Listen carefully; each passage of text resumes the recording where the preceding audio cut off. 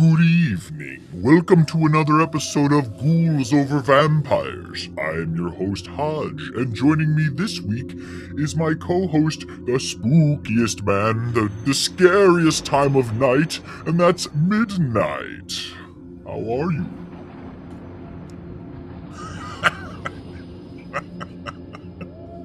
Or should we say, Bucky the Beaver? Hello, it is I, Bucky the Beaver, live and in the flesh. Why am I doing a spooky voice? I don't know, but look, we have Spooky Beaver. Yes, Bucky the Beaver. This is a full-on costume. Here, let me give you, for those watching the video version, let me give you the tour here.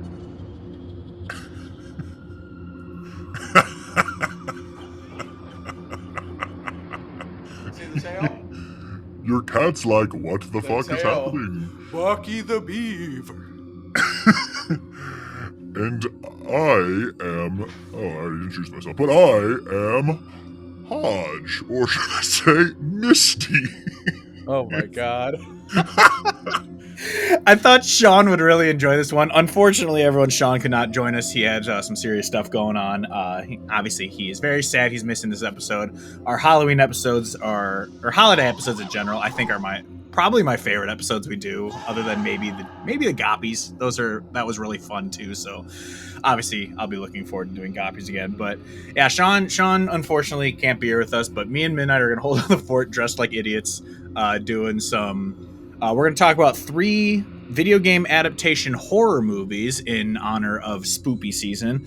Last year, if you haven't listened, we did our 5 favorite Halloween themed or horror games or whatever. So obviously we didn't want to do that again. I mean, I've played a bunch of Halloween or horror games since then, but it'd be redundant to do it again. So we figured let's do something else. And I came up with, let's just watch 3 horrible scary movies that are based on video games, and we're just gonna review them and rag on them and just kind of discuss them. But before we do that, obviously this is Games Over Plastic, or should I say Ghouls Over Vampires, and it is available every other week unless we have a DLC we want to do, which is available in the off weeks every Monday at 7 a.m. Eastern, so you can listen to it on your commute if you so desire. But yeah, let's just hop right into so before we do what have we been playing, I figured we could do a really quick section since we're in spoopy season. I think we kind of did this last year a little bit, but we're going to do what have we been watching. Yeah. So I know you said yesterday you watched a horror movie that I really enjoy. So you watched It Follows, right? Yeah. I've been watching a couple horror movies, actually, that you recommended, since you are the Lord of Halloween, of course, Lord of the Spooks. But yeah, so yesterday I watched It Follows, and I thought this was a really good movie until, guess what, Hodge? What didn't I like about the movie? The ending was ambiguous. The ending, yeah. I'm not a fan of the ambiguous ending. Like, I don't want to, use my imagination to figure out what happened, because if I'm going to use my imagination, then why am I watching your movie? Like, I could just make up a story in my mind anyway. If I'm watching a movie, I want you to tell me a story, and the story should have an ending. This movie was pretty awesome, but then the ending, they just leave it completely open. It's like, well, is it over or is it right behind you? Like, you don't know. So they let you make up your own mind, which is cool if they're going to do a sequel, I guess. And they probably will. Maybe, I don't know. I don't know. But I gave it a 3 stars out of 5 on the website we use. Letterboxd. Yeah, it's like a 6.5 or a 7 out of 10, if you will. But I thought if it had an actual ending, I would have liked it quite a bit. Yeah, I'm the kind of person that if an ending is ambiguous, in my mind, my headcanon is this the happy ending, because I do, that's why, movies that have come out recently, like F1 or Top Gun Maverick, they're just happy movies. They're American blockbusters with happy endings, and it's that's the shit I like. Obviously horror movies, they're not, meant to be happy-go-lucky movies, but I like knowing that it ended well. I don't, and also that's the thing I hate about horror movies, of the happy ending is just abruptly ended at the end. Just kidding, they're still alive. And it's like, oh, come on. You guys are now just hoping to milk it for, like Friday the 13th and Nightmare on Elm Street and Chucky. You guys just want to keep it going and going and going just to make a bunch of really crappy movies so you don't end it. And yeah, there's another one on my list that I don't know if you've watched it. It's called Krampus. It has an ambiguous ending. I really like this movie, but in my headcanon, it is the happy ending. So But yeah, what else? What other? I haven't seen Krampus. I don't think. Pretty sure I haven't. Oh, it's a black comedy like Christmas horror movie where like this family is stuck in a house and Krampus is here and it's like it's like hunting them and stuff. It's actually it's a really good movie. It's the same guy who did Trick or Treat, which is another really good horror movie. So I really like those movies. But what else have you been watching? Yeah, so I watched another movie that you recommended, Weapons, and this one was a hit. This one you definitely nailed. This one I rated a 4.5 stars out of 5 on Letterboxd or whatever it's called. This one was really good, like 9 out of 10 movie. Love the story, love the plot, love all the mystery involved, and it had a very cool, satisfying ending as well. Weapons is really good. I'm not going to spoil anything for anyone. If I say anything, it spoils it. Like you gotta. I will recommend though for anyone out there, if you haven't seen Weapons, that's a movie that you should watch because it's awesome, really good. Yeah. The only thing it's not a spoiler. It's just the synopsis of the movie. It's basically overnight, one random night, every single kid except one disappeared from a classroom at 2:14 a.m. and no one knows why. Like no one knows where they went and all that. And so it's really just a mystery of following like where did these kids go? And it's really good. The director is Zach Kreger. He's also the writer. He also did a movie called Barbarian, which is really good. And for those who are old like us, you also may know him as one of the actors and writers of the sketch show Whitest Kids You Know. Like he did that way back in the day. So he plays Abraham Lincoln in one of the funniest sketches out there. But yeah, nice. So and he is signed on to write and direct a new Resident Evil movie. So he's 3 for 3 in my mind. Weapons, Barbarian, and a movie called Miss March, which is really stupid, but it's hilarious. He directed all 3 of those, so he's 3 of 3 in my mind, and I'm very excited for Resident Evil. But he did say they aren't going to follow the games, and it's going to be its own story, which always makes me hesitant, as we'll talk about with some of these movies coming up. But this guy, like I said, he's 3 for 3, so I have faith in his ability to make a great movie, but I'm just a little I want to see Resident Evil properly done on screen, not the dog shit we've gotten over the years. So I'm a little 50-50 on that. But have you been watching anything else, or? Yeah, so now I've watched just those 5 movies, those 2, Weapons and It Follows, plus the 3 that we're going to get into for our main topic, yours, mine, and Sean's. We're still going to do Sean's movie, even though he couldn't make it, of course. We're going to talk about what we thought of his excellent movie. Excellent. All the movies were fantastic. I wanted to watch the original Halloween, but I just didn't have time. I'll probably watch that in the next couple days, though. I mean, we still have 2 weeks until Halloween, so there's still plenty of time to watch some more spoofs. Because I still have a bunch of. I've been watching. I watched a movie called Bring Her Back the other day. It's the same person, or it's 2 people who directed it. The same people who did a movie called Talk to Me, which Talk to Me is a fantastic horror movie. It's actually a very creepy and scary kind of horror movie. It's not like, kind of the artsy ones, which Bring Her Back is a little more of that. Bring Her Back's hardly even a horror movie. It's about these 2 orphans who go to live with a woman, and they find out that she's, doing some fucked up shit. And it's good. It's very good. The first 45 minutes I thought were very slow, but the last hour of the movie, it's very good. So but I like Talk to Me better, but it's still good, still worth checking out. I think it just got added to HBO, actually, so if anyone's listening, you can go and watch it.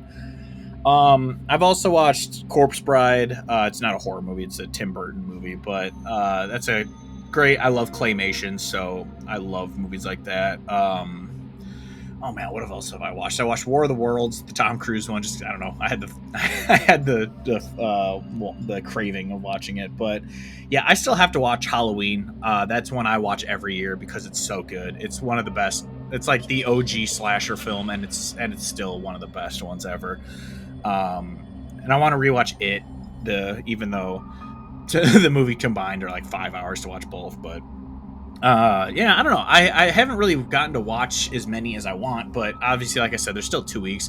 I've been playing spoopy games is kind of what I've been trying to game a lot recently, so I haven't had too much time to watch horror movies.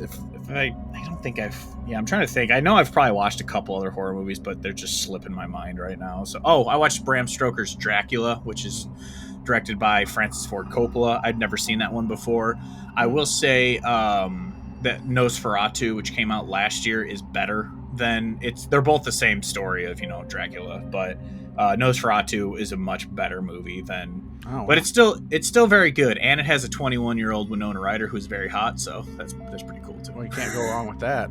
Yeah, So and Gary Oldman plays Dracula, so I need to watch that Nosferatu then. It sounds like it's very messed up, but it's so well done because it's the guy who directed it. Why am I blanking on his name right now? He also directed a movie called The Witch, The Lighthouse.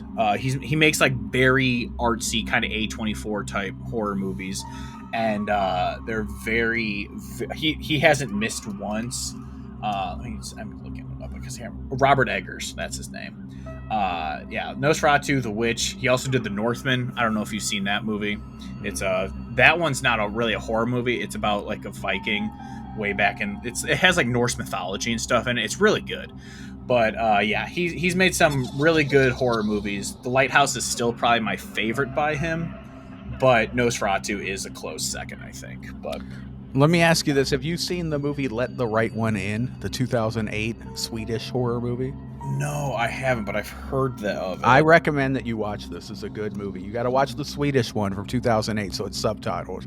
Okay. But like, it's good, dude. It's a 2008 Swedish romantic horror film.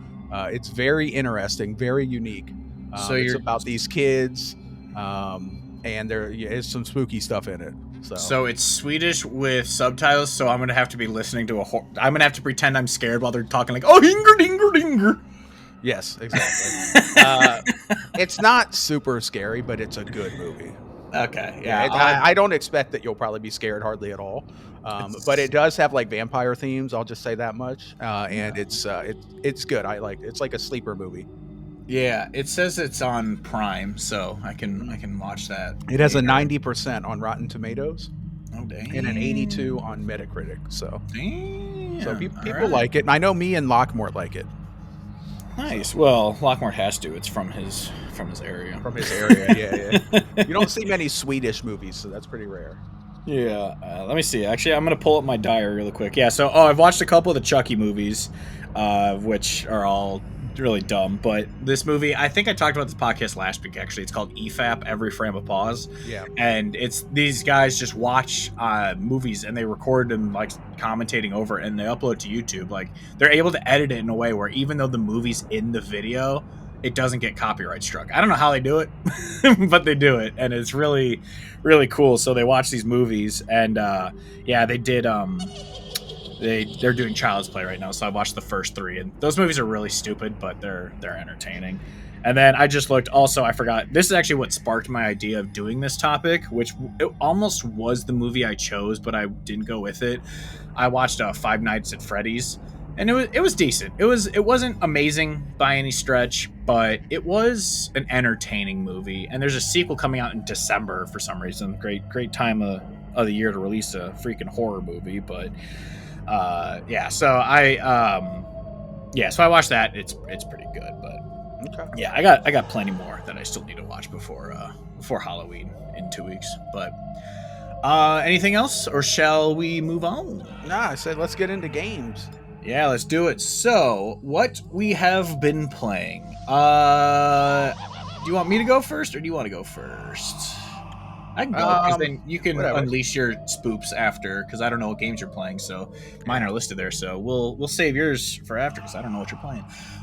So firstly, Battlefield 6 came out. I don't have too much to say about this, because I've only done the multiplayer, which is the same as the beta. Obviously, there's more levels and more game modes now, but it's a blast. I don't honestly, I wouldn't be surprised if this game beats Call of Duty. It probably won't, because Call of Duty's on Game Pass, and it's Call of Duty's, just a set annual game that everyone always buys.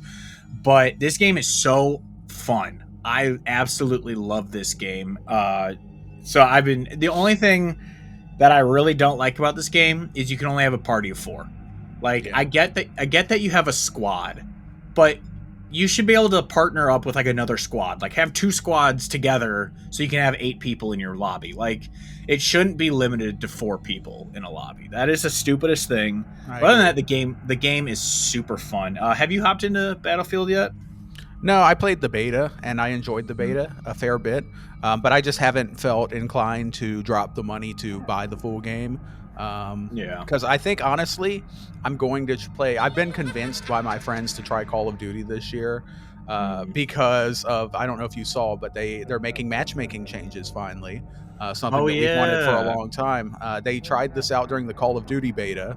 And they said that the official matchmaking for Black Ops 7 is going to be just ping based with minimal skill factored in. So it's very light skill based matchmaking. So we're hoping that the lobbies won't be as sweaty as they have been the last few years. So I'm not going to buy Call of Duty either. I'm going to play it on Game Pass. So I got it on Game Pass, but I'm going to try Call of Duty with my friends with DLB and stuff. That episode will come out here in a couple weeks. For those who don't know, we recorded a Call of Duty episode, which was awesome, and that'll come out. But that'll be coming out on November 10th. It's going to be the Monday right before the launch of Black Ops 7. That'll come out. Yeah, because the 3rd would be the one right after Halloween. So the 10th. Yep. So on November 10th, look forward to that, dear listeners. We did a ranking all the Call of Duty games from worst to best spoiler cast not spoiler cast, but DLC episode with myself, Hodge, and my friend Notorious DLB, who is a beast FPS player and a cool dude. So he was a lot of fun to chat with. I'd never obviously met him, but he was a lot of fun. We'll definitely have him back for future episodes too. But so I don't really have anything else to say about Battlefield 6. It's nothing groundbreaking. Obviously, it's just a more pretty game that's fun to play, and there's nothing really to add. But I know everybody in the Spank Bank has been really loving it. Like Meatball's been telling me how addicted he is to Battlefield. Like he's like, I could play this game, but I just want to play Battlefield. So people are really liking it, I see.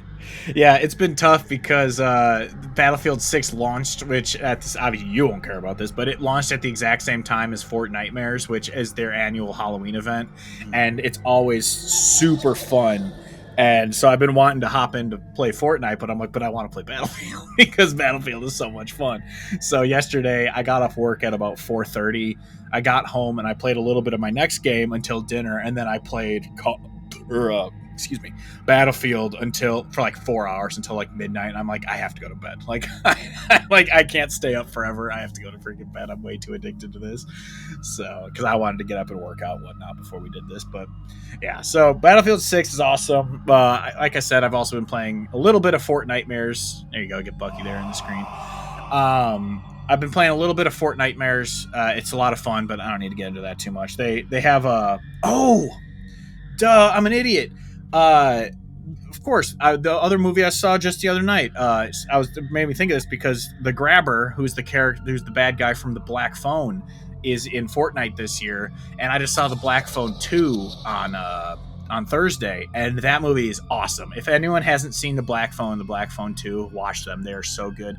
The first one is better, I think, but it's very, very close. So other than that, real quick, before you move on to your next game, a couple of questions for Battlefield 6. Is they nerfed the movement slightly after the beta? How is the movement? Is it still fast? Is it good? Have you noticed anything? I haven't really noticed.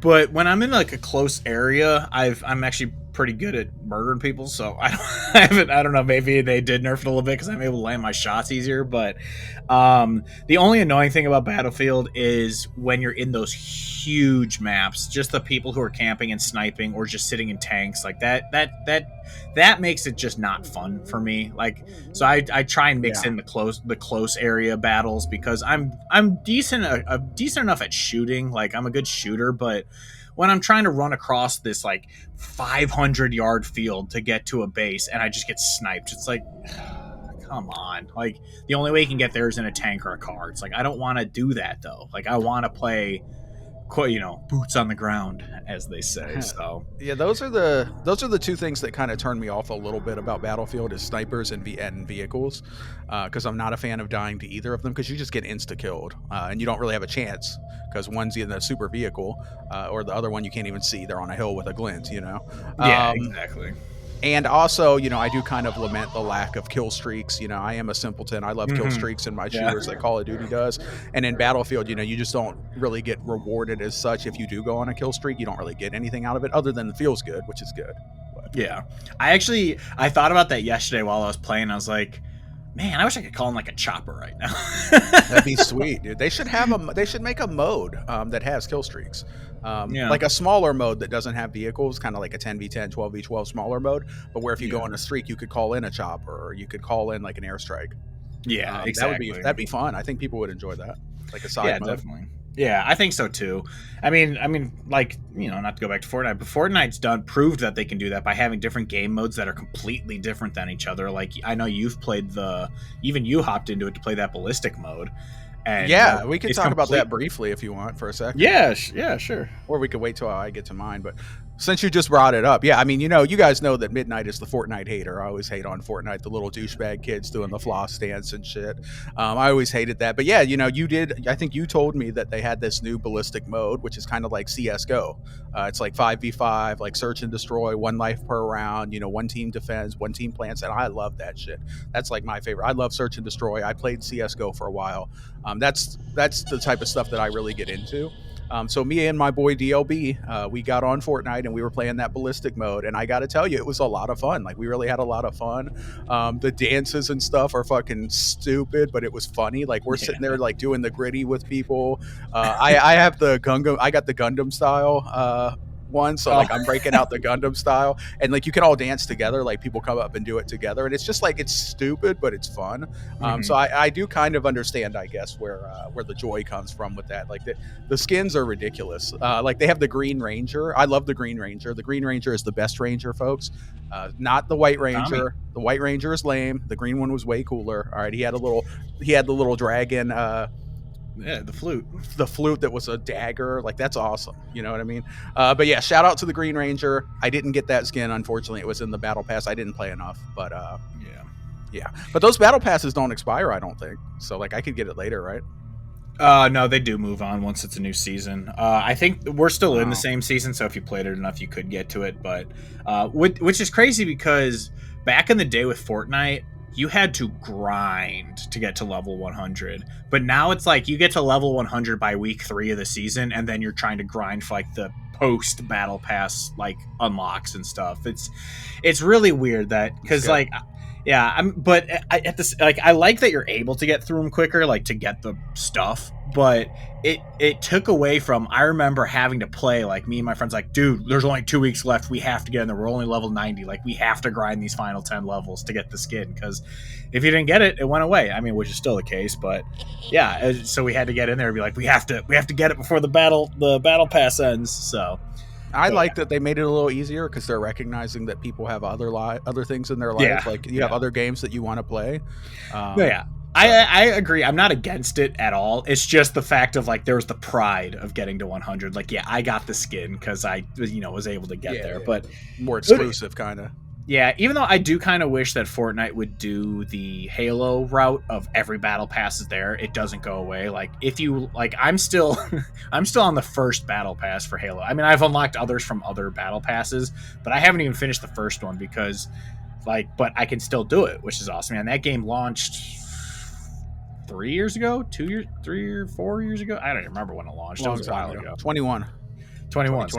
So yeah, 4 years ago. I knew I was living in Iowa, so I couldn't remember how long ago it was. But yeah, so that's cool. But anyway, moving on. My other game, I just started it 2 days ago, and because I wanted to play another Spoopy game before Spoopy season ended, and that is Silent Hill F.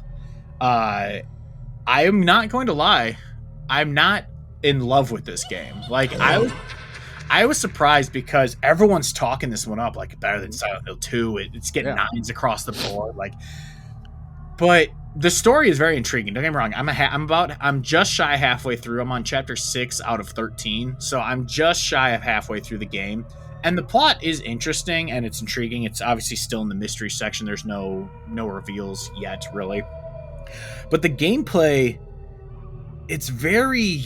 I even thought this when I saw the reveal trailers. It's not that good. Like, it's just you're walking around, the same little creepy fucking mannequin things walk up to you, and they start attacking you, and you just whack them with a fucking pipe. Like, it's the same. It's basically exactly what Silent Hill 2 was in that sense. Even though in this, your fucking weapons break, which pisses me off. I don't want breakable weapons when I'm playing a game, especially a horror game where if I'm being chased by a thing and my pipe breaks, now I'm fucked because now I'm just having to run away and it's annoying. But overall, I am liking it. I don't see it as being a 9 out of 10. I mean, who knows? Maybe the gameplay will get different, be different, and the story will blow my mind and I'll be absolutely in love with this game. But as of right now, it's just I'm liking it. It's good. It's beautiful also. It is a gorgeous game. I'm playing on PS5 Pro, so it has a Pro enhancement, and it is a gorgeous game. I will give it that for sure.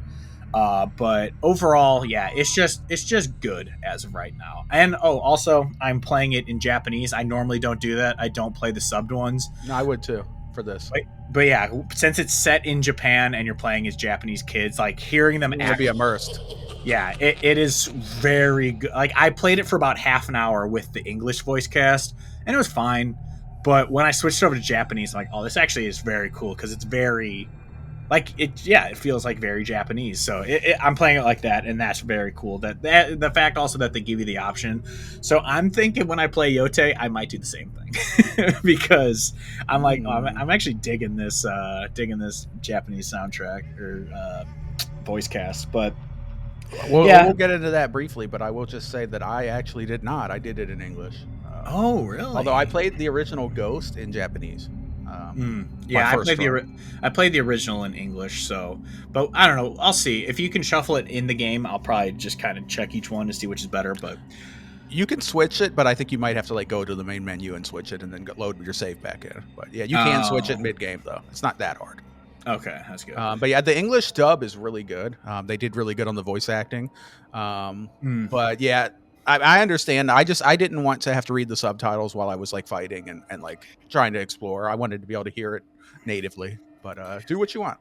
Yeah, that's fair. Yeah, I mean, yeah, that's true. Yeah, the voice acting in the first Ghost was really good. So, and like this game, the Japanese is basically the default, whereas in Yotei or Ghost of Tsushima, English was default. Yeah, so, it's an American game. So yeah, and the only thing that sucks about the English dub for Ghost is that Yotei is in it, and I can't stand that dude. Isn't he like a YouTuber? No offense. Yeah, he's a YouTube grifter who, if you pull up his channel, every video that he ever makes is almost always negative. It's like just always like, oh, the sky is falling. What's going on? Oh, these dudes suck. These dudes are terrible. These guys are going out of business. Like, it's just a bunch of negativity that I don't need in my life. So I stopped. I used to watch him like, I don't know, 5 years ago, and I just stopped. But anyway. Dude, that's like when I see on YouTube, they have like the, it's like Naughty Dog is go woke, go broke. It's like, they're very successful. They're not going broke. What are you talking about? Like I have my criticisms of Last of Us 2. That is well known among everyone who listens to this. But like to act like Naughty Dog is going into the gutter, like you need fucking. And also Naughty Dog really isn't that woke. I mean, I'm the guy who puts on the blue sunglasses and is not a fan of woke stuff. I mean, I played The Last of Us 2 recently. There was one kid who, had, but that was it. It was very lightly handled. It wasn't thrown in your face, and like the rest of the game wasn't really woke. So well, and the funny thing is, I didn't dislike the game because of the wokeness. I actually thought that story, that side plot was a good story, intriguing. It was actually very intriguing. Yeah. But anyway, that's not what we're talking about. We're talking about Silent Hill F. But overall, like I'm saying, it's a good game. I'm excited to see it through. But I'm just kind of bummed that it didn't grab me as hard as I thought it was going to with how everyone was talking about it, because I expected this game to be like a masterpiece the way people were talking. I mean, granted, I thought the same thing going into Silent Hill 2, and that wasn't like a masterpiece. It was just also a very good game. But yeah, otherwise, other than that, I'm excited to play this. And it's only a 10-hour game, which praise be, because I like short games. So I'll be able to get it done and probably even before spoopy season is over, I'll be able to move into my next game, which is a game you're going to be talking about, which we can move into your games now, if you'd like. Yeah, we can. Just on Silent Hill F real quick, I was looking. The developer is Neobards Entertainment, and I was curious like what they've actually made before, and it doesn't look like they've made much before. They were assisted on many games. They assisted on Final Fantasy VII Remake. And they assisted on like some other games, but I think this is their first like lead game. So it has an 86 on Metacritic. I wonder if people just have lower expectations because one, it's Konami and they haven't been shit in forever. So like when it's a capable game, they're like, oh, it's so good. When really it's just a capable game. Yeah, I don't know, but yeah, let's get into mine. So I am playing Ghost of Yotei. First of all, I want to give a shout out and a thank you to my boy GJ from Discord, of course. He gifted this game to me. He actually didn't gift it to me. I'm using it through his game share. So he buys the game on a burner account that he has, and he has that set as like his home console, so he can still play on his main account. And I log into his actual burner account and play the game on that login. It's actually called like GJ's Gooner account or something. But yeah, he purchased Ghost for me. He just offered, I was mentioning in the Discord how like the trip to California really left me super broke. But I was still gonna buy Ghost, and he was like, I got you, dog. So he gave me Ghost for free. And I almost bought it anyway, just so I could get the platinum trophy on my account. But I was like, nah, I can save $70. I was like, I'm going to save $70. Yeah, I was giving you shit for being cheap, but then I forgot that you spent like 2 weeks in California. I was like, yeah, that's expensive. So it was really expensive. Never mind. We rented a car. We rented a car, which was like $800, and there was a bunch of gas, and there was like 8 nights in hotels, and the food in California is ridiculous. Like we went to Shake Shack, and we just got 2 meals, burger, fries, and shake, 2 of them. And my dad even got the single burger. I got the double, and we spent like $48 on 2 meals, on 2 burger, fries, and shakes. I will say, no, that's cheaper than like Five Guys. Five Guys here, I got a burger, shake, and fries, and it was literally $30 once. I was like, "What the fuck?" I haven't been there since because of that. I'm like, "What the? When did this get so expensive?" It's ridiculous, man. But yeah, anyway, so Ghost of Yotei, shout out to GJ. Thank you, sir. You are the man.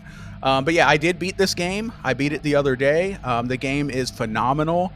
This game is up there for Game of the Year with me. The 2 games that are competing for Game of the Year right now are Kingdom Come Deliverance 2 and Ghost of Yotei.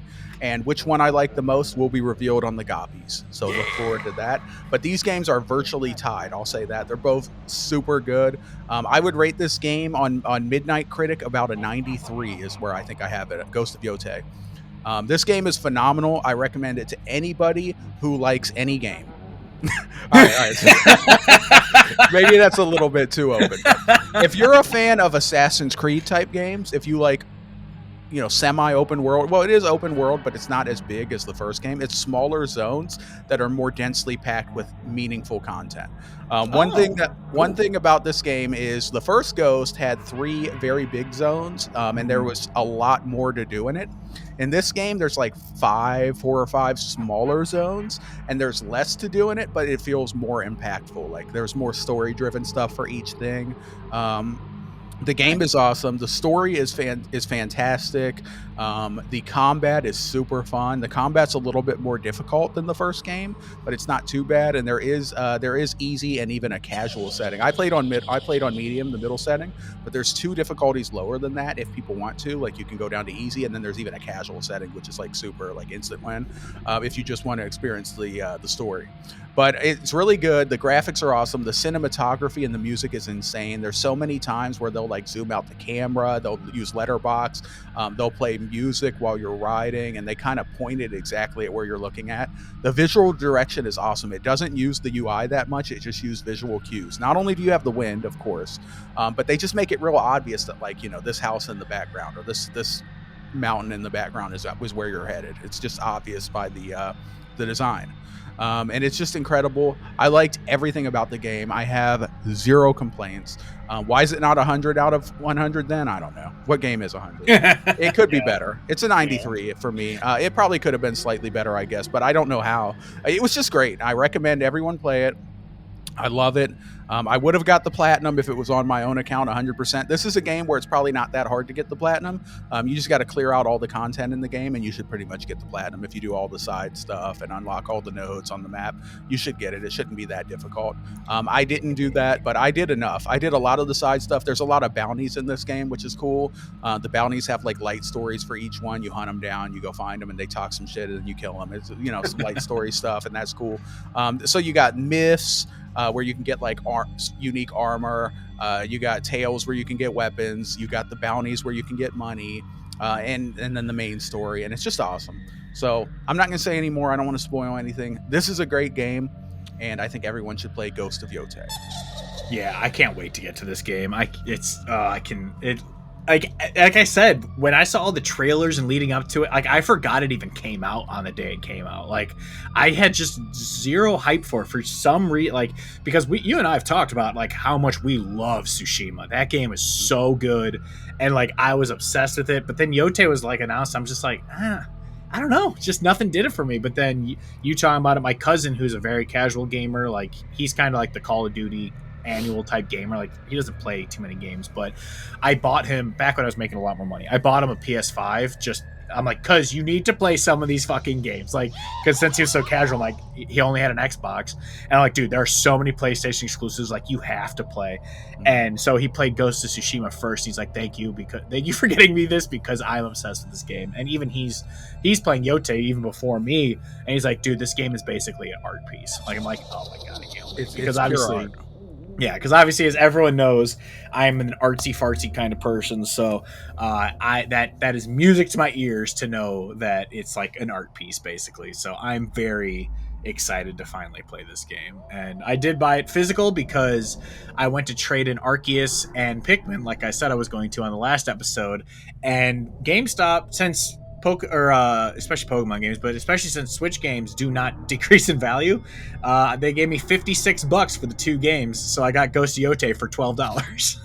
So I was like, all right, I will buy it for $12 for sure. But I'm very, very excited to hop into this game. But I want to know what spoopy games you are playing, Mr. Midnight Esquire. Yes, absolutely. I was typing in Discord. So I did play 2 spoopy games, of course, and I kept them a secret from you, because it's more fun that way. The first one, I'm gonna say it was a spoopy game. I'm gonna do the quote fingers because this isn't really a game. This first one, it's more of an experience. And have you ever played that game Erica? Have you seen that? No. So there's this game, it's called Erica. It's on PlayStation. In fact, it's on PlayStation Plus. If you have that, you could play it for free.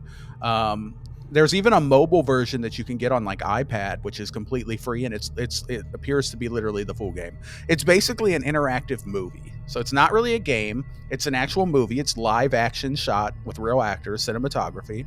But it's very interactive. Like they'll have you using the touch display on the controller is how you really interact with it, to like do gestures. Like you'll swipe to the side and it'll flip open the Zippo, and then you'll swipe down to like light it.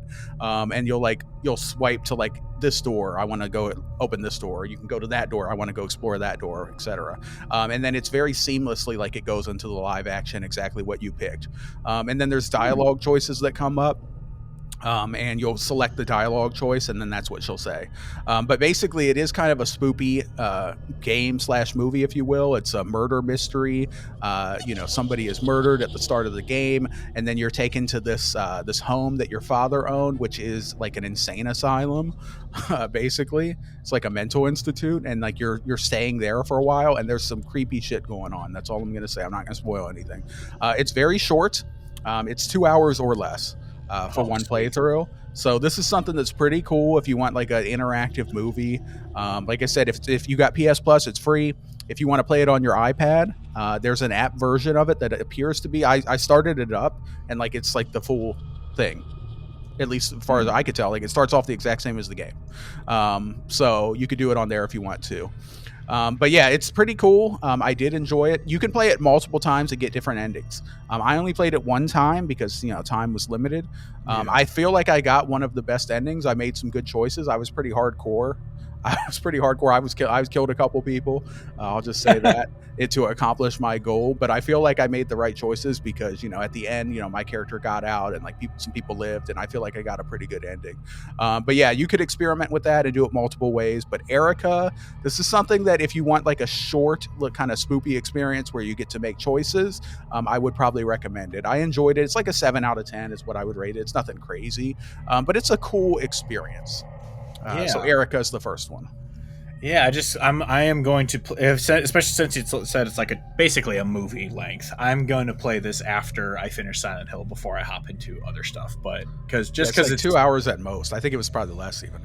Yeah, so if it's a nice short game, yeah, I'm 100% going to play this before, especially because I'm looking at kind of like screen grabs, even though it's just pictures of the girl. But I'm looking at it and I'm like, yeah, this looks like a good way to end the spoopy season. So I will definitely be playing this, especially since you said it's on Plus, so I have access to it because I have Plus Premium or whatever the high end one is. So yeah, I'm definitely going to play this one. Yeah, do that, and then when you do, DM me and let me know what ending you got, like what choice and ending you got. I want to see how it differs from mine. Yeah, for sure. But like it'll pop up on the screen, like confront him or like agree, or like there's points where it's like shoot him or lower your weapon. Like you get to choose what to do, and it's seamless. As soon as you select it, like the live action, boom. I don't know how they do it. I didn't notice any awkward cuts or anything. Like just completely seamless, like it's a full on movie, but you're controlling it. It's pretty cool. Yeah, I mean that's kind of like I don't know if anyone's ever played. It's because it's an interactive movie. It was on Netflix called Bandersnatch. It was a Black Mirror movie where you could make choices, and yeah, there was like 13 endings or something. It was crazy. Like you could make so many different choices, and yeah, that's awesome because yeah, I love that. So I'm definitely going to play this game. Do that, and anyone listening, do that if you want. Like it's literally like an hour and a half. It's not a big commitment, and it's pretty cool. I do. At the start of the game, there is maybe a bit more interactivity than I would like. Like they got you doing stupid stuff with it, like you got to like drag the picture and drag that. Yeah. But less and less over time, and it's really not a big deal. It's all about making the dialogue and the main choices. Yeah. The last spoopy game that I am playing, Hodge, you're gonna love this one. Can you guess which game I played? I hope it's Alan a Hodge Wake, game. But I don't know. Is it Alan So Wake? I did play Alan Wake. Remaster. Alan Wake Remaster is what I played, the first one. Hell yeah. I did it right. I was going to maybe watch a synopsis and then hop into 2, but I decided, you know what? I got Alan Wake Remastered it was on PlayStation Plus Premium. So I downloaded it and I played the game from start to finish. I beat it last night. Pause. Talking about the game.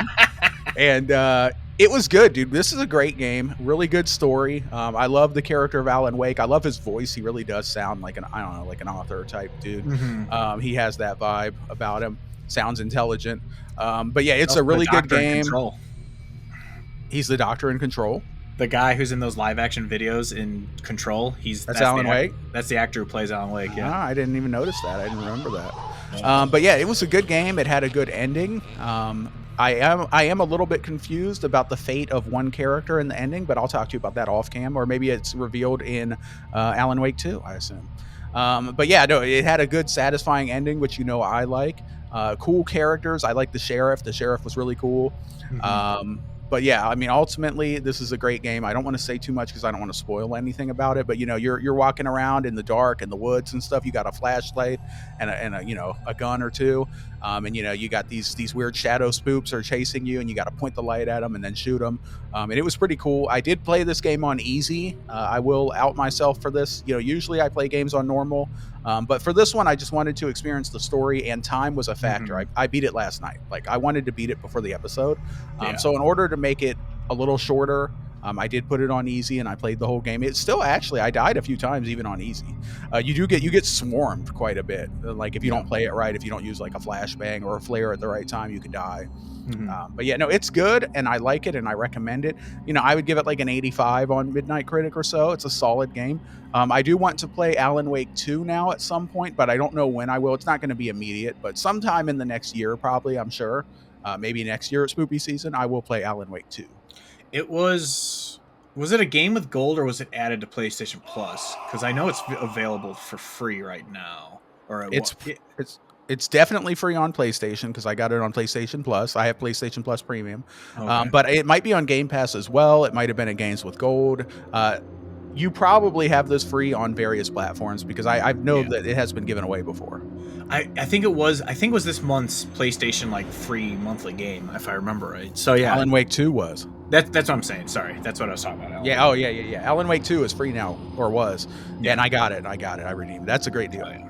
Yes. Shout out to PlayStation giving us good deals on the free games. Yeah, well, I'm happy you played the first one. I mean, yeah, I would have been fine if you had just watched a good recap. But honestly, I wonder, how do you feel about the gameplay? Did it feel dated to you? Because I feel like it would for a new player.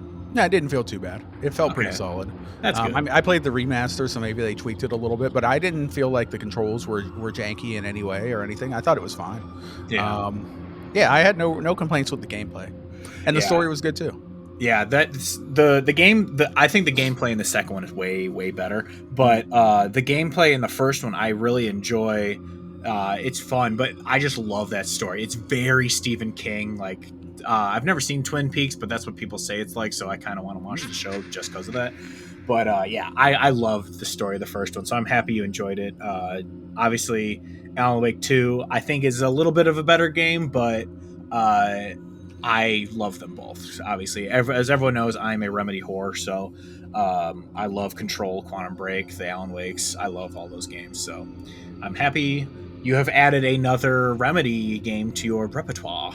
Yeah, this is the third Remedy game that I've beaten. I beat Quantum Break, I beat Alan Wake Remastered, and of course I beat Control. So yeah, will always live and die in that camp of Quantum Break is insanely underrated. It is a fantastic game. It's a good game, I would say. I don't think it's amazing. It's like a 78 on Midnight Critic for me, personally. A little higher for me. It's the weakest of the four in my opinion, but I think it's still a very, very good game. I actually, when I replayed it, I didn't like the live action stuff as much as I did the first time I played it through. I was like, this is like a really hokey version of 24. My issue with that game is the gameplay. Actually, I thought the gameplay was kind of wonky and quirky. It didn't feel super fluid, and I didn't enjoy the combat as much in that game. But I thought I did like the story, and I actually enjoyed the live action. I like that the live action is a nice break. After you finish like a difficult or kind of spooky chapter, you can put down the controller and just watch like a short show, which is a nice little Yeah, I won't say the live action was bad. It just is a little hokey when you rewatch. Like when I replayed it, I was like, oh, this is kind of the actors aren't the greatest in it. Yeah. But sweet. Anything else you got on that, or shall we move on? No, that's it. So those are the games that I played: Ghost of Yotei, Erica, and Alan Wake Remastered. I recommend all of them. I strongly recommend Ghost of Yotei. Okay. I do semi-strongly recommend Erica if you want like a spoopy short experience. Like I said, it's not going to blow you away. It's like a 7 out of 10, 75 maybe. But it's short and it's fun and it's spoopy. So why not? Yeah. And I will say one thing actually about Alan Wake before we move on. The remaster, it was barely a remaster. It looked almost exactly like the Xbox 360 game. It did not look any better. Maybe the lighting was slightly better, but that was literally it. It still looked like a 360 game. Now, if they actually remastered it where it looked like Alan Wake 2, that game would be an 11 out of 10 to me because I love that game, but with Alan Wake 2's graphics, oh my god, would it be amazing. Yeah, the graphics weren't amazing, but it was still fun. Yeah, not very good. Anyway, we had a couple write-ins that we wanted to get to before we hop into our topic, and we got two from our buddies. First one, we should ask this during the what we've been playing, but I guess we're still right there. Our buddy Stevie Ash saying, can Battlefield keep up the momentum if Call of Duty is going right back to Modern Warfare next year? Do you think Battlefield will also become an annualized franchise, or at least attempt to? I don't think they'll become annualized. I think those games they're very happy being a live service where they're around for 3 or 4 years before they drop the next one.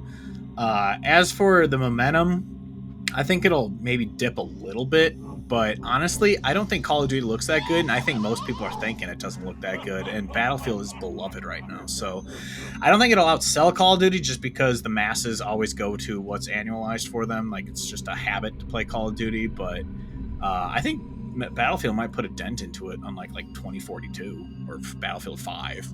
Like, I think it'll do fine. Yeah, shout out to Stevie. We love Stevie. Very cool member of the Spank Bank, friend of ours. Good question. I would say that I think Battlefield 6 is going to do really well. I think it has done really well. I know a lot of COD people are more interested in Battlefield than COD this year. And it's evident from the fact that, us Call of Duty sweats have been asking for Call of Duty to remove or tone down skill based matchmaking for literally a decade plus, and they've always completely ignored us and told us to fuck off. They've never cared. They didn't give a shit. They're just like, no, you're going to play in our sweaty ass lobbies, and you're going to give us money, and you're going to like it, bitch. That's basically been their energy. But this year, this is the first time ever that they're relenting, and they're like, guess what, guys? The main matchmaking is minimal skill. It's pure matchmaking, and we're not going to break up lobbies anymore. And the reason why they're doing this is because of competition. They're worried about Battlefield, and that's the only reason why they did that. It's also evident because they're giving away Black Ops 6 for free right now because they're wanting to keep people away from Battlefield. They're like, no, our last year one is free. Play that until 7's out. Come on, come play this. So, yeah, you can tell they're scared of Battlefield this year because, yeah, Battlefield has never been competition to Call of Duty, but Call of Duty's quality's been dipping over the years, as we talked about on our Call of Duty episode, which will, again, be out in a couple weeks.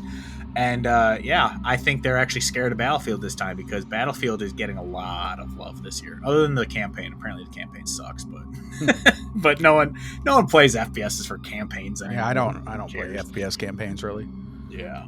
But our other write-in, this one is on the spoopy topic, and our buddy Corey wrote in saying, have any of you ever experienced a ghostly experience or something that can't be explained, either yourself or family members who have told you? And can you tell us? I haven't, but my buddy said he did. I was joking about Ouija boards once, and he's like, dude, don't mess with those. I used one once, and I felt someone push me. And I was like, I don't know. I don't really... Well, before we get into it, do you have anything or know anyone who's had anything? No, let me give a shout out to Corey, my brother from across the pond, of course. Love Corey. He's a cool dude. But no. I wish I had an answer for this, but I don't. Like, I haven't really experienced any ghostly stuff. Now, my mom is very spiritual. My mom always talks about how at times, like, she's been in the shower and her mother who passed away spoke to her, and like she heard her mom say something to her or something. Like, she's had experiences like that, and she always talks about it. But me personally, I've never experienced anything. Now, do I believe that ghosts exist? Maybe. I feel like it could be possible if you're in an area where there was like some kind of tragedy, like a burial ground or like people. I could see where maybe there could be like some lingering spirits or activity, but I've never experienced it. Yeah, I'm kind of in the same of where it's like I'm not like actively like, ooh, ghosts exist, but I am kind of like, if they do, I wouldn't be surprised. Like, I'm very my mind is very open about ghosts because honestly, it's a cool thing to think of, like that, because I am a religious person, so I believe in life after death, but so I am kind of in that vein of like, is there different kind of versions of her kind of thing. But I was just thinking, like, it'd be really funny if your closet door, which is cracked open behind you, just like slam shut suddenly, like while we're talking about this. But thank you for the write-ins. Yes, I'm also just I love spoopy things. On a Netflix, there's this show that just came out called True Haunting, and it's in the same vein of, do you remember those old shows where they'd be interviewing people and they'd have horrible people reenacting what they're talking about, like horrible actors, like, oh, I was in the car and the paint can fell off, and they just have a horrible video of like a guy being like, oh, when a paint can falls off the shelf or whatever. It was basically that, but even worse than those. I was thinking like, oh, it's Netflix, so it's going to be like a high quality, like documentary kind of thing about ghosts. No, it's horribly acted. The plot is stupid. I only made it through the first episode. I'm like, I'm not watching this anymore. This is terrible, which sucks. But yeah, I like the spoopy stuff, obviously, as we can tell by this episode. But anyway, let's move on into our topic, shall we? The ghost of Bucky's. So me, Sean, and Midnight all chose one video game adaptation horror movie that we were going to watch and discuss. Again, obviously Sean is not here, but we are still going to discuss his movie, and his will be done second. But first movie we are going to talk about, I chose just to torture everyone because this movie I watched it earlier this year. Actually, it was only like a month or two ago, and I couldn't believe how stupid this movie was that I was like, I need Midnight and Sean to watch this movie. And that is 2025's Until Dawn, based on the game of the same name released on PlayStation 4. It has a 5.7 on IMDb, a 47 on Metacritic, and a 51 on Rotten Tomatoes. So it is certified rotten on Rotten Tomatoes. What did you think of this movie? Quick overview, and then we can hop into some of the little dumber, finer details. So, really quickly, and we will be spoiling these, so hopefully you've watched them. Otherwise, you can skip to the next movie if you haven't seen it. I don't like the podcast where they do like non-spoiler then spoiler, because you feel like you're kind of just holding back for 10 minutes before you're finally like, all right, let's get into spoilers. So we're just gonna spoil it. So we're gonna spoil all 3 movies. So use the timestamps. And if you haven't seen any of these movies and you're worried about spoilers, then I guess, hey, we gave you 55 minutes of general talk before. Just skip to the end, I guess. But so Until Dawn, I have on here. So I took notes because my memory's so bad. So I actually have notes for each movie so that I would remember it. It's funny. My first note that I have here is the gas station worker was the actor who played the psychiatrist from the game. And then right after that, I was like, which this fact becomes a lot less of an Easter egg when it's later revealed that he's the main antagonist and you see him a lot. Yeah. I thought it was just a cameo as the gas station worker because I immediately was like, oh, that's the psychiatrist. Yeah. From the game. Yeah. I gave this rating of movie like a 5 out of 10. It was bad, but it wasn't the worst thing ever. I mean, I don't know. What do we want to go into first with this? Well, I guess the first thing we can do, I want to say about this is that, like I said earlier, how I don't like when something's being adapted and they're like, we want to do our own twist on it, because this movie is a prime example of why that's a horrible idea. Mm-hmm. Because it also did the half-assed one where it's like, this is our own original story. We want to change the lore. You already saw the game play out in the game. We don't want to just redo the game, so we're doing our own thing. But then at the end of the story, at the end of the movie, they show Rami Malek, who's the character from Until Dawn, and you're like, okay, so you are gonna do this. This is just before that one, so you're lying to us about what this. It wasn't its own story. It's a prequel story. So I mean, it is its own story, but it's a prequel. So you're not because like they completely changed. Like, so the first one is just about these people, or if anyone's played the game, these people who are up in a cabin and basically they start. Well, they think a serial killer's after them, which turns out it's something else, and then there's monsters, and so it's just you have to survive until dawn. But in this, it's like a stupid Groundhog Day thing where it's like survive until dawn, and then do it again, do it again, and do it again. It's like you've already changed the lore of it. So even if it is a prequel, does that help work in the game? Because it's completely different. What's going on? Yeah, it completely breaks the lore from the game because they don't come back in the game. Yeah. So it's weird. It's dumb. But so the game or the movie plot is already nonsense but then also it's like they have that book where they're signing in every day, and their scribbles get scribbly and they get worse and worse. And so it's like everyone before us has only lasted like 16 days or whatever. Like every signature ends after like 6. So it's like it would be one thing if it's like they go mad each night, and so that's why their scribbles get worse. But then you find out no, their scribbles get worse because they're slowly turning into the what are they called, the monster Wendigos or whatever. Yeah, the Wendigos. And so it's like, so they're just trapped here to transform into Wendigos, but also there's a lady who transformed into a witch who lives in a house across the street, and now there's a water tower and the water makes you explode. And like, what the fuck is going on? Which, yes, we have to talk about that. The fucking exploding water scene. I remember I shared a clip of it to Discord after it. I'm like, how is this a horror movie? And everyone's like, what the fuck is that? Like, the guy drinks the water, then it explodes, and she's like, it's in my mouth! And she goes to rinse her mouth out. I'm like, no, don't drink the water. She's like, what? And then she explodes. I'm like, what is this? Yeah, I definitely saw that one coming because they were like, we're gonna survive by hiding in the bathroom, and then they all drink the water, like all of them. They passed the cup around, like nobody wasn't thirsty at that time. They all drink and then they explode, and that was pretty funny. But it was kind of stupid. It's funny that's how they end up finally killing the doctor at the end, though. Was from the water, which I thought was kind of cool. I liked that it happened, but it would have been a better moment if they didn't show it, because then she's sitting there like, because in most horror movies, if they do like a plan like that where it's like, oh, we just need him to fall into our trap and we're good, and so they're sitting there patiently waiting, and then the guy knows not to fall for the trap and then moves on past it. So that's what you're expecting, but then he just drinks it, and it's like, oh.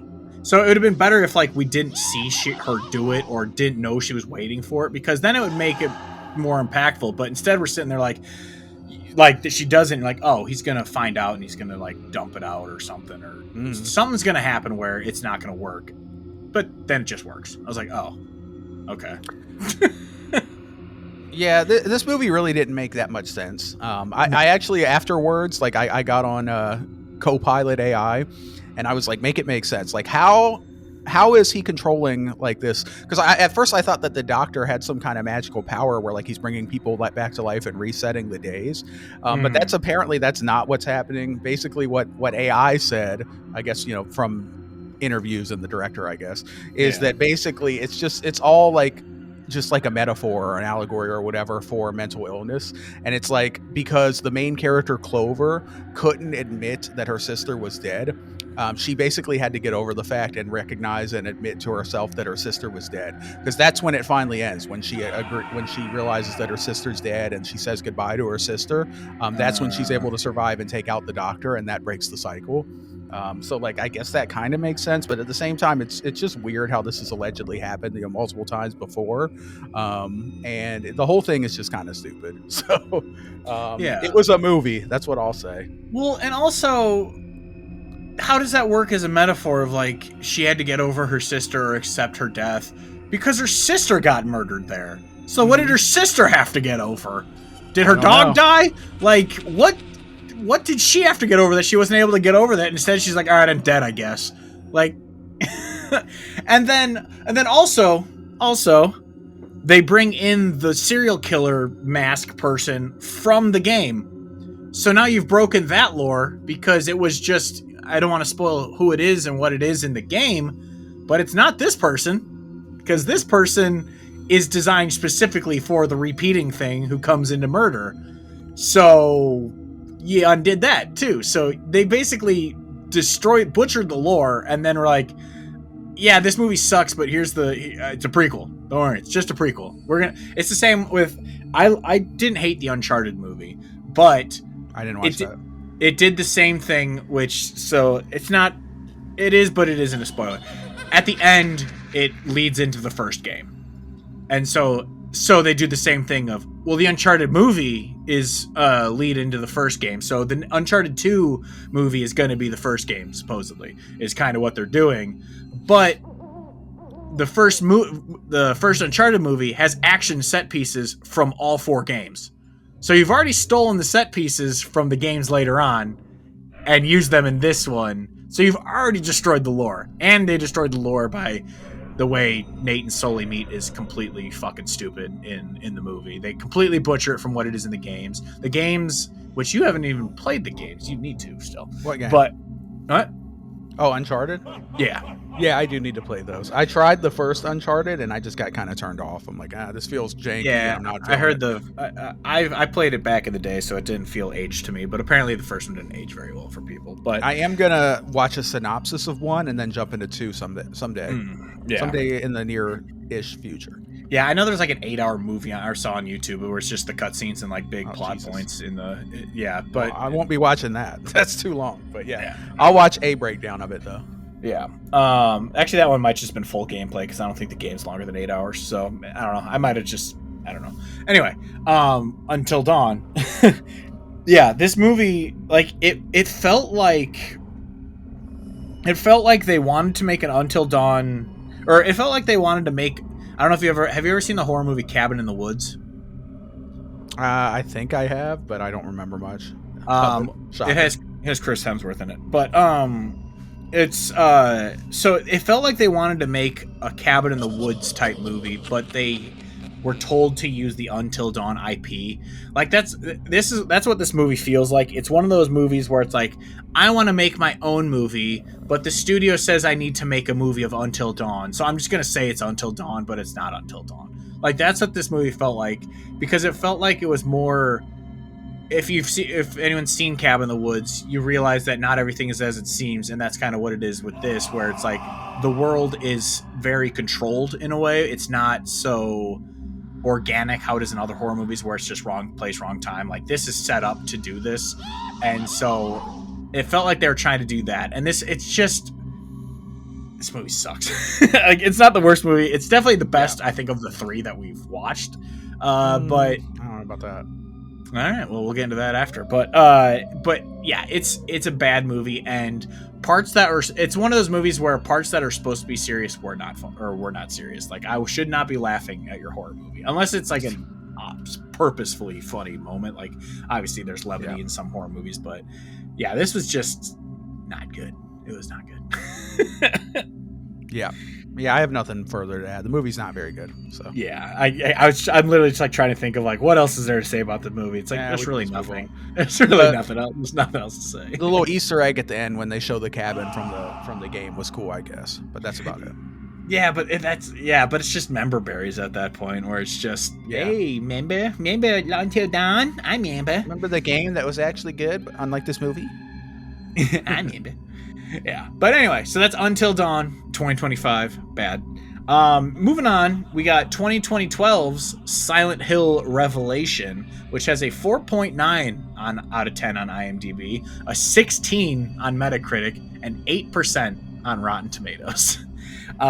This was Sean's pick, and I didn't realize this was a sequel. I didn't watch the first one because I don't want to watch the first one because this movie is bad. But apparently, it's a sequel to the first game or the first movie, and they recast the actress. Apparently, the girl who's in this movie was in the first one, but played by a completely different person. And even though this movie came out, I think 7 years later, and the actress from the first one was the age this character was in this movie, they didn't cast her for some reason. I think I saw it was because they wanted her to look more like the girl from the game. And I'm like, but who cares? Like, just keep the girl. You could dye her hair blonde still, because that's what they did in this movie. She said, there's a line where she says, my hair, the roots are showing or whatever. He's like, oh, I just re-dye it. And it's anyway. What do you think of this movie? Overall impression? So I thought this movie was very mid. I also rated this one a 5 out of 10, but I think it's a little better than Until Dawn. I thought this movie was okay. Like the concept of it was interesting. It was just poorly done. Like shitty. It was a little too campy. Really bad special effects. The story was a little bit nonsensical. And my biggest problem was with the actual ending. Like there was one part of the ending which did not make any sense at all, which I'll get to in more detail in a second. But since you said just overall thoughts, so yeah, this there was a lot of shit in here that's just like. So I was reading about this before. Let's see, did I write this down? I can't remember. No, I didn't. But basically, the director who did this movie, it was a big Silent Hill fan and wanted to make a very good Silent Hill movie. But there was so much interference between shit, and it got cut up so much, and whatever, studio shit happened, that she literally to this day still apologizes for this movie. Like she's like, I'm sorry that this is what it was, because it's one of those movies where it's like it has the creepy witches, the creepy witches with the knives. It has Pyramid Head. It has Silent Hill fog. Like it has all this crap. But it doesn't make sense, and it's just kind of thrown together. And the girl who's the key to everything is the girl who's the key to everything, and it wasn't a good movie. But so what do you want to say about the ending before we can move in other shit? Yeah, so in the ending, for the whole movie, this girl is hell bent on rescuing her father. because she loves her father and she wants to be with him. So she literally goes to Silent Hill to save her father against his Don't wishes. come to Silent Hill, yeah. Against his wishes, he says, "Do not follow me. Do not come to Silent Hill. Just, I want you to be safe. Let me go." Basically, he said that to her. She's like, "No, I love him, and I'm going to go save him." So she goes to Silent Hill to rescue her father. She does. She accomplishes her goal. But then the father is like, "Well, you know what? I'm just going to stay here with your mother." Yeah. Who, by the way, she hasn't seen her mother in 15 years or something. You would think she would want to see her mother. So you would think, one, that she'd want to keep her father, and two, that she'd want to see her mother. So maybe she would just go with her father to go see the mother inside and hang out after they defeated the big bad, right? Why not? But no, she's just like, "Okay, bye, I'll leave with this dude." And that just didn't make sense. That seemed really stupid and out of character. How she, all of a sudden, she doesn't care about him, and she has no interest in seeing her own mother, who has been gone for 15 years. What? Yeah, and then they have the thing where the bad side of her or whatever, she's split into two. She's the innocent side and the other one's the evil side. And it's then they combine back into one person and she has the powers and shit. Doesn't she control what's happening in Silent Hill now? Can't she just stop it all and be like, "All right, there's mom, she's here, and there's dad, let's go home"? Why does she just leave? She's suddenly Silent Hill fog Jesus and doesn't do anything with it.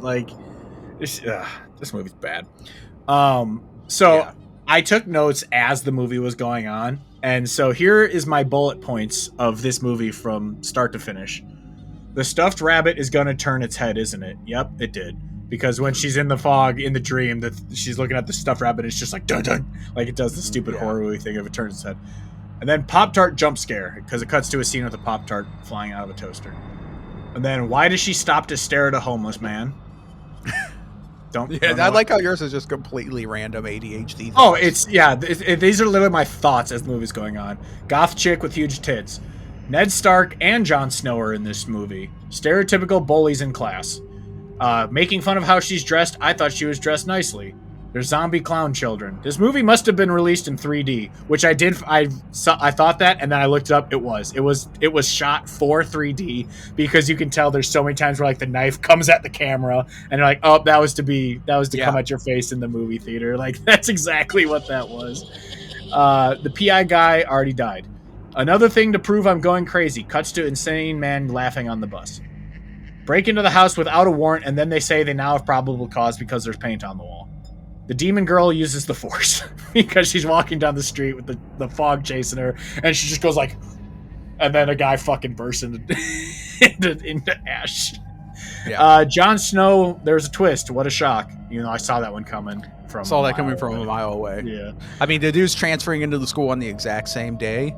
So yeah, exactly. I'm also new. If he was already a student there for years, then I wouldn't have really suspected him, but come on, dude. Yeah, exactly. And then she is told that she is the innocent half. So she is Hugo to Bart and Hugo. If you've seen that Simpsons episode, you understand what I'm saying. CGI's terrible, fog looks terrible, the darkness is coming, run, and she lightly jogs. Darkness girl has to die immediately, and then the mannequin monster is just gone. I forgot about that. Yeah, the girl's turning into mannequins. So in the game, Pyramid Head captures people and destroys their body and turns them into the creepy mannequin monsters and stuff.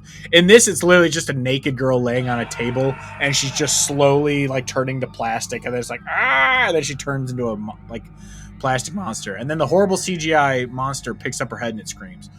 I did appreciate though that we did get to see some tits. That's always a plus. We did get tits. I feel like my notes were better than yours. Yours are just one-liner, random thoughts. Where actually I took detailed notes. But then I said Malcolm and McDowell and Carrie Ann Moss must have owed money to the IRS because why are they in this movie? And then the seal of Megatron turns him into a cool monster that lasts for 30 seconds. And then so they have those nurses from the game, which are very creepy, and they're walking around that. But in this, they only react to sound, and they're having a full-on conversation while they're in the room. You guys need to get out of here quietly. And they're sitting there where's this thing? We need to go get this thing. And it's they start moving. It's shut up. They're in the room with the things trying to kill you. And they're having a full-on conversation. And then they have an angry hug. Oh no, the angry hug is with her twin. And then there's a Jedi fight between the monsters, and then they leave. I put she has a hug off with Alessa and destroys her, I guess, then goes to her dad. She confronts the leader of the cult, touches her with the symbol, which reveals who she is. Pyramid Head shows up to save her and kills the cult leader. After that, the nightmare is over. The dad randomly says he's going to find his mom, but that she can't come with him. And for reasons that make no sense at all, she's somehow okay with that. Her and Vincent leave together. Then they hitchhike with a semi right off in the sunset as police go the other way into Silent Hill, which that also made no sense because, well, maybe it made sense because before, like, you needed a portal to leave Silent Hill, but I guess now that the curse is broken, they could just ride out. Maybe that makes a little sense. I don't know. Yeah. But yeah, then I just have 5 out of 10. Sorry, 5 out of 10 would have been better without the nonsensical dad leaving and her being okay with that. Yeah, is what I got. Yeah. So apparently, what I was reading is that the police cars at the end approaching. There's also a bus. Apparently, that's from a different Silent Hill game. That's like how some Silent Hill game. That's how it begins. Like some bus of people get into Silent Hill, and so that's their way of doing the maybe we'll get more kind of thing. Oh, you remember this from the game? Maybe. Yeah. So apparently that's what that was. So yeah, I've only played Silent Hill 2, so I don't know how much of this, other than Pyramid Head and the nurses. Other than that, I don't know how much of this has any bit of accuracy to the games, but I was reading that basically she was trying to retcon the first movie because the first movie is apparently just completely inaccurate to the games. Like, it has nothing to do with the games, and apparently she was trying to make it accurate to the games while not breaking the lore that was set up with the first game. So she basically was like trying to juggle the nonsense of the first movie with the lore of the game, and she's like trying to juggle those two things together, and this is what happened. And yeah, apparently she still publicly apologizes, like, sorry I made this movie. Funny. But yeah, this movie's bad. So got anything else to add about this one before we move on? We can move on to the final movie. All right. And then finally we have 2005's Alone in the Dark, based on the game from the same name. Apparently it has a 2.4 out of 10 on IMDb, a 9 on Metacritic, and a 1% on Rotten Tomato.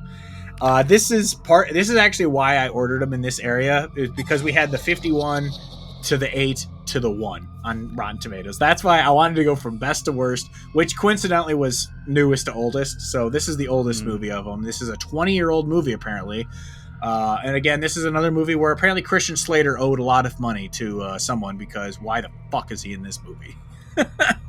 Yeah. So, Alone in the Dark, had you seen this before you chose it, or did you choose it purely because it was listed as like the worst movie ever? No, so like I was looking up, horror movies based on a game, and I saw Alone in the Dark, and I was like, oh, that sounds... I didn't play Alone in the Dark, the game. I was like, but that's a cool name. It sounds cool. So I clicked on it, and the only thing that I really saw about it is that it had a 1% on Rotten Tomatoes and is widely considered one of the worst movies of all time. And I was like, say less. That's the movie we need to watch. I'm going to torture everyone, including myself. So I picked that one because we need to experience terrible movies sometimes. I will say that I had never seen this movie. I've never played a game either. I do remember that a game based on this one came out, because I didn't know actually that the original game was like the two cops or whatever it was like thing. I had only remembered this 360 game, which had a completely different vibe from the original game. And apparently that game was meant to come out in 2005 with this movie. Like, it was supposed to be this big reboot of Alone in the Dark, and the game got delayed 3 years, and this movie came out and everyone fucking hated it. And so here really quickly my notes on this. I gave up about 20 minutes into this movie of taking notes because this movie was just so bad. Yeah. So 20-minute text crawl voiced over. I read it was added because the test screenings all said they had no idea what was going on in the plot. Yeah. So they added the text to explain what was happening. And then the film was originally more faithful to the game, but when Uwe Boll, who is the director, was hired, the writers all quit because they saw how terrible his movies are, and then he rewrote the story. So apparently this was supposed to be pretty good up until Uwe Boll was hired on as the director, who is a notoriously terrible director. So I don't know why this man was given this movie. What are some of his terrible movies that he's done? Oh my god, I have to check. I just know Uwe Boll. He made a movie called Rampage, Postal, Blood. Oh, he made Blood Rain. In the Name of the King, House of the Dead. In the name, yeah. So he's just made really, really, really bad movies. And so they wanted it to be like a horror movie, obviously, and he was like, "No, I want it to be an action movie." And so that's why. You can tell there's the one scene where everyone is shooting guns in the dark and the thing and the rock music. Yeah, this heavy metal music comes on. Was that Rob Zombie? I think that was Rob Zombie. I think it was, yeah. I think it was Rob Zombie. And when that came, it was such a tonal shift that I was like, it was so random, dude. I'm like, what is going on right now? Oh my god, it was so terrible. If I can, I think that was the kind of the breaking point of the movie, because I actually felt like the first half of the movie was actually pretty good. Like, it had Christian Slater, it had a unique setup. You know, they pull up the thing and it unleashes the curse, and then people start waking up. I was like, this is kind of cool. Mm-hmm. They had a shootout or two before that was like reasonably done. It wasn't over the top. Really good. Christian Slater has like Matrix level karate skills. Yeah, like I did think that the first half of the movie, I was like, why is this the worst movie of all time? Like, it's not that bad. It's decent. I'm interested. And then that rock collaboration shootout happened, and then all of a sudden, like, it just jumps the shark and goes crazy off the rails after that. And I'm like, what the fuck? Anyways, please continue. One of my notes is just LMAO Tara Reid. Tara Reid is in this movie, everybody, and she is horrible. It is some of the worst acting I have ever seen in my life, which is hilarious because I guess she wanted to be in this movie because she was tired of playing like the ditzy blonde girl and everything, so she wanted to play a smart person, but she is the dumbest smart person who's ever been in a movie. Her character is so bad, and she is so terrible in this movie. I think she won a Razzie for like worst actress this year, if I remember right. But that's funny. Yeah, and then the last note I took was apparently, I don't know, they opened like a thing to go down, remember, and then the one soldier falls in and lands on the spikes, and I wrote, the fall would have killed that soldier, the spikes are redundant. Because he fell like 200 feet. But honestly, Until Dawn and Silent Hill, I was very focused on these movies. Like, I wanted to, take it all in. So obviously, because we're going to talk about it and all this movie, about halfway through, especially after that action metal scene, my brain just kind of shut off. So I'm going to be honest, I don't really remember the last half of this movie. I'll read through my notes if you want. Okay. This is what I have. This is what I took. It's not nearly as detailed as the other ones because it was like so nonsensical that I kind of like whatever. But so I have Government Agency Unit 713. Ancient civilization unlocks a portal or something which allows a monster through. Artifacts were scattered around the globe. Some orphanage group was abducted and experimented on by a former 713 leader, and they became sleepers. Oh my god, dude! Really quick. Yeah. The acting of that guy when he's talking to the nurse, like, we need to take these children. That was like porno acting. That was horrible. That was bad. Yeah, he might be a porn star. Who knows? But that was some of the worst acting on top. Like, almost as bad as Tara Reid's. But anyway, continue. Yeah. So then I have, in the middle of the ocean, some doctor, and I think it was the same doctor actually, finds a shipwreck, hauls up a chest. The ship crew is greedy and opens it, opening Pandora's box, basically. This wakes up all the sleepers. They find out there's some alien thing attached to the spines, which controls them. Our main character, Edward, has one too, but his is dead because he got electrocuted as a child. And then here I have this is where my notes kind of break down. Some rock themed crazy shootout occurs. They all converge on some mine. You see how I completely skip from the rock theme to the end. They all converge on some mine where the Xenos were headed to. Our heroes go down in the tunnel, find the old experimentation room. Crazy Doctor shows up and opens the gate. They kill Crazy Doctor and then blow up the gate with explosive, and that's the end, I guess. although it ends with a random attack, LOL. And then I put confused and mid, 4 out of 10. Oh my god, I forgot about that ending where they're like walking down the street and there's like that really crappy camera and they're just like and then it freezes. Yeah, there's like it's like, oh, did they save the day? Did they end it? No, someone dies at the end and it just ends. It's like, okay. Yeah. Yeah, I was reading about it. It's like they wanted the ending to be ambiguous. That's not very ambiguous. They got murdered by something chasing them, and what was it? Who knows? The only ambiguous thing was what was it? And it's probably just one of those stupid monster things. And it was the ambiguous thing is, why did we watch this movie? Yeah. And it's because we wanted to do it for the podcast. Otherwise, we probably never would have. Yeah.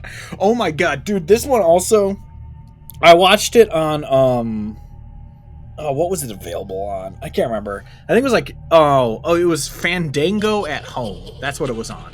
And it was free to watch, but every 10 minutes there was 5 minutes of commercials. So it took me like 2 hours to get through this fucking movie because it kept cutting to commercial. But it did allow my sanity to return for like 5 minutes at a time, and I could get up and go to the kitchen, refill my drink or whatever. Like I was able to, like, I forgot that commercials are actually helpful for that, where you can get up and go do something.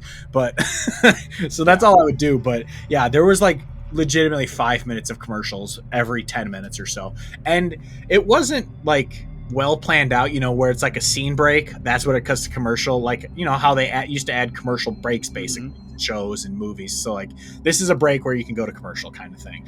They didn't do that. It would be mid-sentence that it would just cut to commercial and then it would come back mid-sentence. I was like, wait, what were they talking about? Yeah, it's pretty ghetto. Yeah, I have an Amazon Fire TV. That's what I use. So I just basically was like, you know, hey, Alexa, play Alone in the Dark or whatever. And it pops up and it tells you what it's available on, which is cool. And it was available on some free streaming app that started with a Q, like Quora or so. I don't remember what it was. So I just downloaded this app and sure enough, it was on there. And it wasn't super egregious on this. Like it only had like a 30-second ad every so often. Oh, man. It wasn't 5 minutes. So that was nice. Yeah. Because I tried to actually watch this. I tried to watch this using my my pirate streaming that I do sometimes, you know, allegedly do. And it was in like another language. It was in like Spanish or something for some reason, the version that was on there. And I was like, well, what the hell? So I had to do it legitimately through a ad service. And funny enough, on the previous movie, Silent Hill Revelations, it definitely was in 3D. Because when I pulled it up through my pirate streaming on that, it was the 3D version, which it was actually two screens side by side. Like, so like it was, the screen was mirrored twice. And I was like, well, I'm definitely not watching this split into two different screens. Like, yeah. So I also watched that through like some free streaming. I think it was Tubi. It was on Tubi. Yeah, it was on Tubi, and I watched it on Peacock. It was on Peacock. Okay. Because I get Peacock for free through work, which is pretty cool. Oh, you should hook me up. No, I'm kidding. But it's the commercial version. I mean, I can make you an account. You can sign in. I don't give a shit. But if you want, but it's fine. If there's anything you ever want to watch on it, you are welcome to it. I can hook you up. But one day I want to watch Parks and Rec because I never really watched it. Oh, it's so good. Yeah, I'll send you the login info later if you want. You're not no obligation. Well, I don't give a shit. It's not like Netflix where it's like you're not in the same household. You can't watch this. I have Paramount Plus if you need it. My brother has that, which I use. Okay. But I get that with Walmart Plus for free, which you probably have it now too. Yeah, that's how I got Peacock, because every 90 days you're allowed to switch between Peacock and Paramount. So. Oh, I didn't know that. Yeah, they just added Peacock. I remember when I was down there for training, they talked about that. Well, then I'll just switch mine then, and I won't need yours because I have Walmart Plus, and I'm always gonna have Walmart Plus because it's awesome. It is pretty sweet. I get it for free, which is awesome. Yeah. But I mean, otherwise you can keep Paramount, and I can just give you my login, and then you have both. But we could share both either way. Yeah. But yeah, this movie was horrendous. The acting was terrible. Uwe Boll should never make a movie again because he is atrocious. Yeah. He's a terrible director. But yeah, you could tell where his influence took over. I think it was the Rock Shootout because he wanted to make 100%. He wanted to make an action movie, and it was like the first half was decent, I thought, and then the Rock Shootout happened, and it was just like fucking crazy after that. I think that's where his influence really started. Yeah, you can because like they said, like when they hired him on at the directors, the writers went and watched his movies, and they're like, "This is terrible." Like. And then apparently, like, right when he joined, he's like, I want Christian Slater's character to have superpowers. And they're like, we quit. Like, they straight up just left. Like, they're like, we're not doing this movie anymore. Like, we're not. And so yeah. Them. So yeah, really, it's honestly good on those people. So yeah, Uwe, I think it's Uwe is how you. So he's like Michael Bay basically as well. I hate Michael Bay. He- Michael he's- Bay ruined he's my German- childhood with those shitty Teenage Mutant Ninja Turtle movies. They're horrible. He's like Michael Bay meets Steven Seagal. Like, he's just horrible. He wants to make action movies, but they're all terrible. And yeah, he's a horrible actor. And so yeah, I really. A 2.4 out of 10 on IMDb is kind to this movie, because this movie was horrendous. I gave it a 4, but it was mainly just because the first half I actually thought was fairly solid. But that's it goes so off the rails. I mean, I kind of want to play. I think Alone in the Dark was actually a free PS Plus game, like the remake one that they did with the dude from Stranger Things. He plays the main character. I think it was free, so I actually kind of want to play it, because I don't know. Seems like one of those games that people, like a series that people liked. So I wonder if it is good. Like, I don't know what from this movie is accurate to the games. I don't know if anything. If anyone is watching who's played them, please leave a comment. I want to know more about, like, I want to know, because like Until Dawn, I played the game and I've seen the movie, so I was able to very easily like compare and contrast. Whereas Silent Hill, I've only played 2, so I don't, and I'm playing F right now, obviously. But I don't really know the lore of Silent Hill as much, even though I know. Well, actually, I don't know. In the game, I can't remember if the fog is the same as in the movie, where it's like ash. I don't know if it's that or if it's just fog. I can't remember that. I have no clue. But Alone in the Dark, I really want to know how accurate or inaccurate is Alone in the Dark game compared to the movie. Obviously, there's a lot wrong, because I don't think the games were anything like this, but I really want to know. So anyone who has played both, please let us know, because I need to know, because now that I've had to watch this horrible movie, I must learn. But yeah, movies suck. So do we want to go through and rank them now from worst to best, the 3 movies? Yeah, so let's go. Yeah, so name your worst to best, best to worst, whatever you think. Go 3, 2, 1. What 3, 2, 1? So 3 would be the worst, I guess. So the worst one for me was definitely Alone in the Dark. Yep, that's the same for me. You agree? Yeah. My number 2 that I had was actually like the second worst. Is Silent Hill Revelations. Mm-hmm. I thought that was slightly better than the worst one, which was Until Dawn. For me, Until Dawn's the worst. So the worst is Until Dawn, and then Silent Hill Revelations is like in the middle, and then no, I'm sorry, I just fucked that up. The absolute worst is Alone in the Dark. Yeah. And then I'm screwing this up. I'm sorry. Silent Hill Revelations is the best one. Silent Hill Revelations is the best one. Alone in the Dark is in the middle, and Alone in the Dark. I just completely ruined this. So give us yours. So ours are just slightly swapped. So both of ours, worst is Alone in the Dark. Middle for you is Until Dawn. Middle for me is Silent Hill, and then best for you is Silent Hill and Until Dawn for me. I'm glad you figured out what I was saying. Yes. Just had a stroke. Yeah, there. I have to go Until Dawn is the best, purely because the exploding seeds were so stupid that they made me laugh. And so I have to do it just for that. Because also Silent Hill, because Until Dawn, obviously, I think it was meant to be, obviously it's a horror movie, but I think those aren't supposed to be taken super seriously, those deaths, because with it being like a Groundhog Day type movie, some of them are kind of dumb. And so I think that's on purpose, whereas Silent Hill takes itself very seriously. Like, so I think that's really kind of the difference between, because I think honestly on like terms of quality they're probably on par with each other. It's just I found Until Dawn slightly more entertaining than Silent Hill.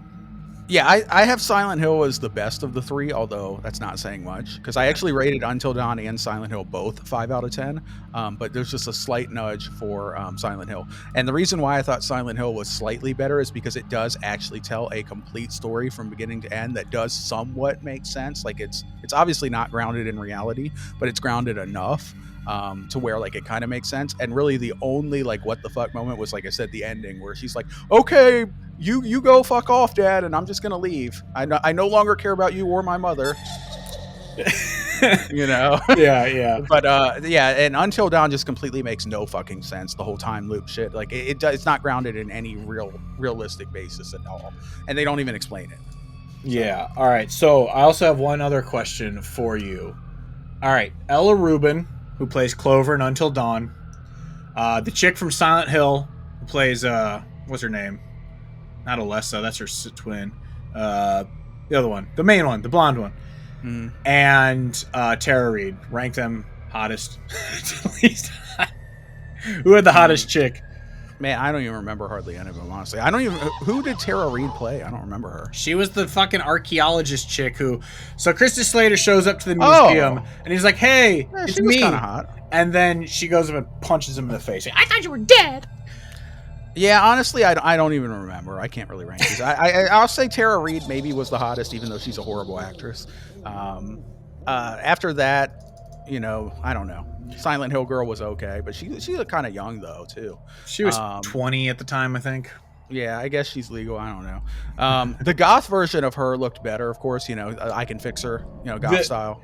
The only thing I was laughing about that because the makeup was so bad that literally they just put like black under her nose and she looked like a cat. I was like, what is the point of that? Like, it's supposed to make her look ghostly, but it just looks like she rubbed some coal under her nose. Yeah, I'd say all three of them were bangable, but none of them were like amazing. That's the important thing. Yeah, they're bangable, like me in this costume. Absolutely, I would. Anyway, yeah. So this is what we do with our lives. My life is miserable, as you can tell from looking at me right now. No, I'm kidding. What am I doing with my life? Anyway, so yeah, this was a lot of fun though. I obviously love, as people know, I love Halloween and I love doing stuff like this. I'm gonna have to figure out what the hell we're gonna do for next year though, because I mean, honestly, what I was thinking, people can let us know and we'll have a year to actually do it. I was thinking we do like a either Resident Evil movie or game or that horrible TV show, like retrospective on all of them. Like, just by the time we get to next year's episode, we have had to either seen all the movies or played some of the games, not all of them, or something like that, where we can just do a full-blown episode on like a Resident Evil thing or something. Like, do something like that. I don't know. But also, one thing I think we should do is kind of keep it game related too, is maybe we could have one spoopy game each that we recommend people play. Ooh, as well. That could like be we could do a movie aspect and also like each recommend one game and why. Yeah, for people to play. That'd be cool. Next year. We got a year to figure it out. But anyway, yeah, I love doing this. We still got I'm gonna have to figure out what we're gonna do for Christmas this year, but we're doing Halloween as of right now. So I hope everyone enjoyed this episode and enjoys Halloween as much as we do, and hopefully you enjoyed our really stupid costumes that we decided to go with. Dude, the Bucky onesie that you're wearing though, it's so funny. When we were in Houston for the Last Stand Media like live event, one of our buddies who's in actually the Spank Bank bought that onesie and wore it to the bars after. I bet they got love for it. He literally had like girls come up and be like, "Oh, I love your Bucky costume." I'm like, hell yeah, man. Everybody loves Bucky's except for Sean. Sean hasn't been there. Exactly. The only people who don't like Bucky's have never been to Bucky's. That's just a fact. It's a fact. Also, I bought a Pikachu pumpkin little guy. This is my Bucky's shrine here. There you go. Yeah, I got a little Pikachu pumpkin because I wanted to buy. I had to get Togepi. He ran away for my costume because that's who Misty always carries around. So I had to, but then I saw those, so I bought them with it. But yeah, very reasonably priced too. I mean, this full Bucky's costume, which is full length, like full bodysuit basically, is only $19.99. Now I got the fat size. Mine's a double X. So the double X is $24.99, but still very reasonable. Yeah. So get you a full length Bucky's suit, guys. Hell yeah. Go pick up some chicks with it. Chicks love Bucky's. Hell yeah. But yeah, so that's all I think I got for this episode. I'm happy you were able to join. I'm sad. We'll have to get Sean's opinion on these movies because he did watch them. He did tell us that he watched all three. So we'll have to get his opinion in the next episode. Yeah, he'll give us this quick rundown of each movie on the next episode. But Until then, I'm your host, Steve Hodge, of what I call Ghouls Over Vampires, saying goodbye for me and... Or do you have any final thoughts? I guess I shouldn't have cut you off there. Yeah, I mean, no, not really. My final thoughts are, as always, I just like to thank the audience. Thank you guys for your support. Yeah. Leave us likes, leave us comments. Guys, if you guys have any recommendations for horror games or movies that you think we should watch or play, leave them in the comments below. We still have 2 weeks left of spooky season. It is now the 18th as we're recording this, so we still have till the 31st. So if you want to leave a comment on the YouTube and let us know a movie or a game that you think we should check out, I'm going to read those, and I very well may watch your movie or game. Yeah. The movie's probably more likely than games because I already got a game in mind. But yeah, so just leave comments. But yeah, that's all I got. Thank you guys. Yeah. All right. So until next time, I am your host of this episode, Hodge with Midnight, saying boo. Goodbye. Boo. And that dude should never direct movies again, by the way. Exactly. You saw him drink the water. Didn't we all drink the water?